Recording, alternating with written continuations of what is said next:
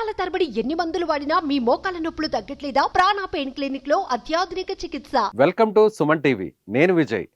ఇవాళ ఏపీ అసెంబ్లీలో ఒక అరుదైన ఘటన చోటు చేసుకుంది. అదే తండ్రి కొడుకులు ఇద్దరు కూడా ప్రమాణ స్వీకారం, ఎమ్మెల్యేలుగా ప్రమాణ స్వీకారం చేసినటువంటి కార్యక్రమం. వారెవరో కాదు, ముఖ్యమంత్రి హోదాలో ఉన్నటువంటి నారా చంద్రబాబు నాయుడు గారు, అలాగే మంత్రి హోదాలో ఉన్నటువంటి లోకేష్ గారు. సో ఈ ఇద్దరు కూడా ఒకేసారి ఒకే వేదికలో ప్రమాణ స్వీకారం చేయడాన్ని అందరూ కూడా, అన్ని పార్టీలకు సంబంధించినటువంటి శాసనసభ్యులందరూ కూడా హర్షించారని చెప్పాలి. అయితే ఇదొక అరుదైనటువంటి రికార్డుగా మనం చెప్పాలి. ఉమ్మడి ఆంధ్రప్రదేశ్లో ఇప్పటి వరకు కూడా చూస్తే ముఖ్యమంత్రి హోదాలో ఒక తండ్రి, అలాగే మంత్రి హోదాలో కుమారుడు, వీరిద్దరూ కూడా ఒకే రోజున ఒకే సమయంలో ఎమ్మెల్యేలుగా ప్రమాణ స్వీకారం చేసినటువంటి ఘటన ఇప్పటి వరకు ఎక్కడ కూడా జరిగినటువంటి పరిస్థితి లేదు. సో ఇదొక రికార్డుగా చెప్పాలి. ముఖ్యమంత్రిగా చంద్రబాబు నాయుడు కుప్పం ఎమ్మెల్యేగా ఆయన ప్రమాణ స్వీకారం చేశారు. అదేవిధంగా మంగళగిరికి సంబంధించినటువంటి ఎమ్మెల్యేగా మంత్రి హోదాలో ఉన్నటువంటి నారా లోకేష్ కూడా, ఆయన కూడా ప్రమాణ స్వీకారం చేసినటువంటి పరిస్థితి.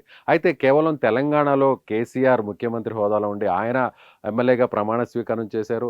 అదేవిధంగా ఆయన మంత్రివర్గంలో ఉన్నటువంటి కేటీఆర్ కూడా ఆయన ఎమ్మెల్యేగా ప్రమాణ స్వీకారం చేశారు. అయితే తెలంగాణ ఏర్పడిన తరువాత తెలంగాణ అసెంబ్లీలో ఇలాంటి ఘటన జరిగింది. అయితే ఉమ్మడి ఆంధ్రప్రదేశ్లో కానీ, ఆ తర్వాత విభజిత ఆంధ్రప్రదేశ్లో కానీ అసెంబ్లీలో ఇలాంటి అరుదైనటువంటి ఘటన ఇప్పటి వరకు జరగలేదనే చెప్పాలి. సో ముఖ్యమంత్రి హోదాలో సీనియర్ నాయకుడిగా, ఎన్నో పర్యాయాలు ఎమ్మెల్యేగా, అలాగే గతంలో 3 సార్లు ముఖ్యమంత్రిగా పనిచేసినటువంటి నారా చంద్రబాబు నాయుడు ఇవాళ 4వసారి ముఖ్యమంత్రిగా హోదాలో ఆయన కుప్పం ఎమ్మెల్యేగా ప్రమాణ స్వీకారం తొలిసారిగా ఆయన చేశారు. అదేవిధంగా ఆయన మంత్రివర్గంలో చోటు సంపాదించుకొని 2వసారి చోటు సంపాదించుకున్న మొదటిసారి ఎమ్మెల్యేగా గెలిచినటువంటి నారా లోకేష్ ఆయన తొలిసారిగా ఎమ్మెల్యేగా ప్రమాణ స్వీకారం చేసినటువంటి పరిస్థితి. 2014లో లోకేష్ ఎమ్మెల్యేగా ఆయన అవకాశం దక్కకపోవడంతో ఆ మంత్రివర్గంలో ఆయన ఎమ్మెల్సీగా ఆయన ఎంపికైన తర్వాత మంత్రిగా ప్రమాణ స్వీకారం చేసినటువంటి పరిస్థితి. 2014లో డైరెక్ట్ ఎన్నికల్లో, ప్రత్యక్ష ఎన్నికల్లోకి లోకేష్ రాకపోవడంతో ఎమ్మెల్సీగా ఎన్నికైన తర్వాత మంత్రివర్గంలోకి చోటు కల్పించారు నారా చంద్రబాబు నాయుడు లోకేష్ గారికి. ఆ తర్వాత 2019 ఎన్నికల్లో లోకేష్ మంగళగిరి నుంచి పోటీ చేసి ఆయన ఓటమి పాలైనటువంటి విషయం మీకు తెలిసిందే. ఆ తర్వాత 2019లో వైసీపీ అధికారంలోకి వచ్చిన తర్వాత లోకేష్ పార్టీకి సంబంధించినటువంటి నాయకత్వాన్ని అంతా కూడా ఆయన పూర్తి స్థాయిలో ఆయన బాధ్యతలు చూసుకున్నారు. ఎక్కడ ఏ సమస్య ఉన్నా కూడా ప్రతి సమస్యకు పరిష్కారం చూపుతూ పార్టీలో ఉన్నటువంటి నాయకత్వానికి, కేడర్కు కూడా ఉత్తేజాన్ని నింపుతూ, ధైర్యాన్ని ఇస్తూ వచ్చారు లోకేష్. చంద్రబాబు నాయుడుకి సంబంధించినటువంటి కుమారుడుగానే కాకుండా పాదయాత్ర నిర్వహించి, ప్రజాగళం, యువగళం అనేటువంటి పేరుతో పాదయాత్ర నిర్వహించారు లోకేష్. అటు కుప్పం నుంచి ఇటువైపు విజయనగరం జిల్లా వరకు కూడా ఆయన 1000 కిలోమీటర్లు, 100 రోజుల పాటు పాదయాత్ర నిర్వహించారు. ప్రతి కార్యకర్తకు ఆయన భరోసా ఇస్తూ వచ్చారు. కష్టకాలంలో పార్టీ నాయకత్వానికి అండగా నిలబడి పార్టీని పరుగులు పెట్టించినటువంటి యువ నాయకుడిగా లోకేష్ పేరు తెచ్చుకున్నారు. మంగళగిరిలో ఓటమి పాలైన తరువాత లోకేష్పై అనేక విమర్శలు వెల్లువెత్తాయి. అనేక రకాలుగా అధికార పార్టీ నాయకులు విమర్శలు గుప్పించినప్పటికీ కూడా వాటన్నిటికి కూడా తట్టుకొని లోకేష్ తన నాయకత్వాన్ని నిరూపించుకుంటూ వచ్చారు. ఒక నాయకత్వాన్ని బలోపేతం చేస్తూ కూడా పార్టీలో ఆయన పూర్తి స్థాయిలో బాధ్యతలు నిర్వహిస్తూ వచ్చారు. అదే క్రమంలో చంద్రబాబు నాయుడు, ప్రతిపక్ష నాయకుడిగా ఉన్నటువంటి చంద్రబాబు నాయుడును అరెస్టు చేసి నేరుగా జైలుకు పంపించినటువంటి సమయంలో కూడా పార్టీ క్యాడర్కు, పార్టీ నాయకత్వానికి పూర్తి స్థాయిలో ఆయన అండదండలను ఇచ్చారు.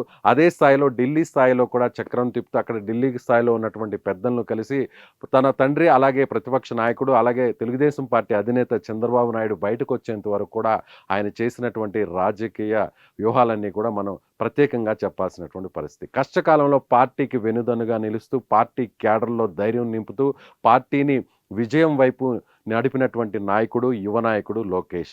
అదే స్థాయిలో ఒక సీనియర్ నాయకుడిగా, పార్టీకి సంబంధించి అధినేతగా ఎన్నో ఇబ్బందులు, ఎన్నో అవరోధాలను ఎదుర్కొన్నటువంటి చంద్రబాబు నాయుడు గారు మళ్ళీ తిరిగి 4వసారి ముఖ్యమంత్రిగా ప్రమాణ స్వీకారం చేయడం, ప్రమాణ స్వీకారం తరువాత ఇవాళ అసెంబ్లీలో చంద్రబాబు నాయుడు గారు కుప్పం సంబంధించినటువంటి ఎమ్మెల్యేగా ఆయన మళ్ళీ ప్రమాణ స్వీకారం చేయడం. మొదట చంద్రబాబు నాయుడు గారు ప్రమాణ స్వీకారం చేసిన తర్వాత, ఆ తర్వాత డిప్యూటీ సీఎంగా పవన్ కళ్యాణ్ ప్రమాణ స్వీకారం చేశారు. ఆ ఆ తర్వాత మంత్రులందరూ కూడా ప్రమాణ స్వీకారం చేసేటువంటి క్రమంలో వరుస క్రమంలో నారా లోకేష్ తొలిసారిగా ఆయన ఎమ్మెల్యేగా ప్రమాణ స్వీకారం చేసినటువంటి పరిస్థితి. నారా లోకేష్ మీద ఎన్ని విమర్శలు ఎదురైనా కూడా, ఎన్ని విమర్శలు గుప్పించినా కూడా వాటన్నిటిని కూడా తట్టుకొని అదే మంగళి ఎక్కడ పోగొట్టుకున్నామో అక్కడే నిలబెట్టుకోవాలి అనేటువంటి పందాలో నడిచారు నారా లోకేష్. మంగళగిరిలో ఆయన ప్రత్యేకమైనటువంటి ప్రణాళికను రూపొందించారు. ప్రత్యేకంగా కొన్ని పథకాలను కూడా ప్రవేశపెట్టారు.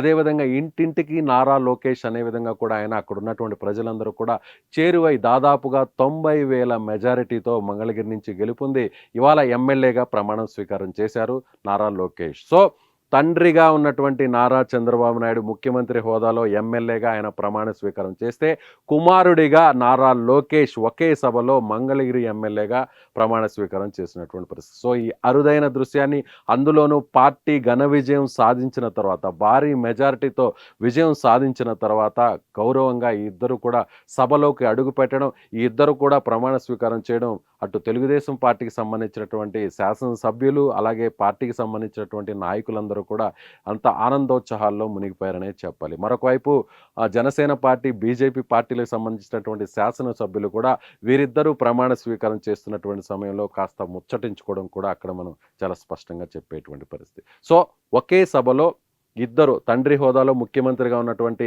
చంద్రబాబు నాయుడు ఎమ్మెల్యేగా ప్రమాణ స్వీకారం చేయడం, అదే సభలో మంత్రివర్గంలో ఉన్నటువంటి తొలిసారిగా ఎమ్మెల్యేగా ఎన్నికైనటువంటి మంగళగిరి ఎమ్మెల్యేగా భారీ మెజారిటీతో ఎన్నికైనటువంటి నారా లోకేష్ ప్రమాణ స్వీకారం చేయడం ఇవాళ అసెంబ్లీలో అరుదైనటువంటి ఘటనగా మనం చెప్పవచ్చు.